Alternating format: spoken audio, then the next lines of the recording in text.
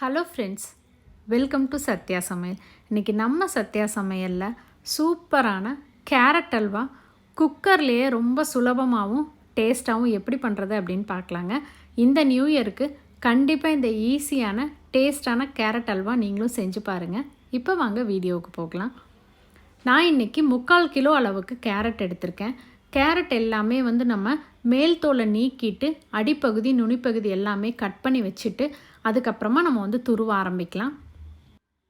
இப்போ கேரட் திருவுறதுக்கு பார்த்தீங்க அப்படின்னா இந்த திருவுறதில் 2 சைஸ் கொடுத்துருப்பாங்க, பெருசும் சிறுசுமா. நான் இன்றைக்கி சின்னது தான் பயன்படுத்த போகிறேன்.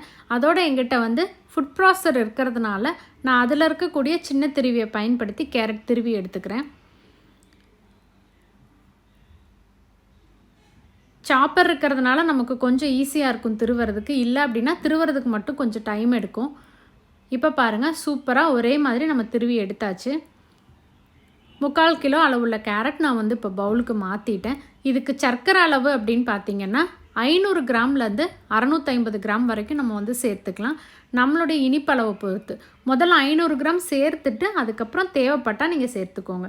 கொஞ்சமாக முந்திரி, பாதாமை நான் பொடிச்சு வச்சுருக்கேன். இதை வேகும் பொழுதே நம்ம சேர்த்துக்கலாம். பன்னீர் 120 கிராம் அளவுக்கு பன்னீர் எடுத்திருக்கேன். சின்ன திருவியில் நம்ம பன்னீரை திருவி சேர்த்துக்கலாம்.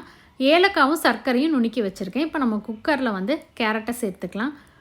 1 டேபிள் ஸ்பூன் அளவுக்கும் கொஞ்சம் அதிகமாக நெய் சேர்த்துட்டு நம்ம திருவி வச்சுருக்க கேரட் எல்லாமே போட்டு கேரட்னுடைய எல்லா பக்கமுமே நெய்யில் பட்டு கேரட் பாதி அளவுக்கு வெந்து சுருங்குற வரைக்கும் நம்ம வதக்கி விட்டுக்கலாம். நம்ம சரியாக வதக்கலை அப்படின்னா கேரட்னுடைய பச்சை வாசனை அடிக்கிற மாதிரி இருக்கும். இப்போ பாருங்கள், நம்ம போட்டதுலேயே கால்வாசியாக குறைஞ்சிருச்சு. இந்த அளவுக்கு குறைஞ்சதுக்கப்புறமா 400 ml அளவுள்ள பால் சேர்த்துக்கலாம். நான் காய்ச்சாத பால் தான் சேர்த்துக்கிறேன். சேர்த்துட்டு நல்லா ஒரு வாட்டி கலந்து விட்டுட்டு குக்கரை மூடி நம்ம வெயிட் போட்டுடலாம். குக்கர் இல்லாமல் நம்ம பாத்திரத்துலேயும் இதை செய்யலாம். 3 விசில் விட்டுக்கோங்க. ப்ரெஷர் ரிலீஸ் ஆனதுக்கப்புறம் ஓப்பன் பண்ணி பார்க்கலாம். கேரட் தண்ணி விட்டு நல்லா வெந்திருக்கு. இந்த தண்ணி பால் எல்லாமே நல்லா வத்துற வரைக்கும் கலந்துட்டு நம்ம எடுத்து வச்சுருந்த 120 கிராம் பன்னீரை துருவிட்டு சேர்த்துக்கலாம். பன்னீரை நல்லா துருவி சேர்த்துக்கிட்டிங்க அப்படின்னா தான் சூப்பராக மிக்ஸ் ஆகும். இது கூடவே நம்ம பொடிச்சு வச்சுருந்த பாதாமை நான் வறுத்துட்டு அதுக்கப்புறமா சேர்த்துக்கிறேன். இப்போ பாருங்கள், சுத்தமாக தண்ணி எல்லாமே வத்திரணும். இந்த மாதிரி தண்ணி வத்துனதுக்கப்புறமா சர்க்கரை சேர்த்துக்கோங்க. இது கூடவே ஏலக்காய் தூளும் சேர்த்துக்கலாம். முதல்ல 500 கிராம் அளவில் சர்க்கரை சேர்த்துங்க. அதுக்கப்புறமா தேவைப்பட்டது அப்படின்னா நீங்கள் சர்க்கரை அதிகமாக சேர்த்துக்கலாம். சர்க்கரை சேர்த்துறதுக்கு முன்னாடி கொஞ்சம் கூட பாலோ தண்ணியோ இல்லாமல் நல்லா சுருண்டு வந்ததுக்கப்புறமா சர்க்கரை சேர்த்துக்கோங்க. இப்போ சர்க்கரை நல்லா உருகினதுக்கப்புறமா நெய்யை 2-3 வாட்டி பிரித்து சேர்த்துக்கலாம். இந்த ஹல்வாக்கு நெய் நம்ம விருப்பம்தான், குறைவாகவும் சேர்த்துக்கலாம். ஆனால் ரொம்ப அதிகமாக சேர்த்துட்டோம் அப்படின்னா கேரட்டில் சேராமல் தனித்தனியாக நிற்கிற மாதிரி இருக்கும். அதனால் ஒரு 2-4 டேபிள் ஸ்பூன் அளவுக்கு மட்டும் சேர்த்துக்கலாம்.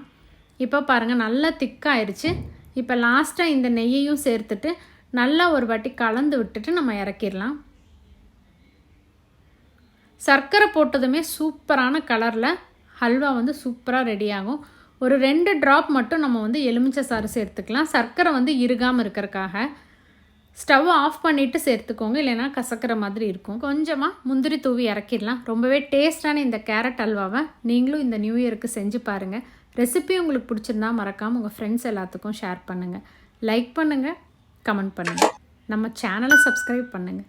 சுவை இருந்துட சுவைத்து பாருங்கள்.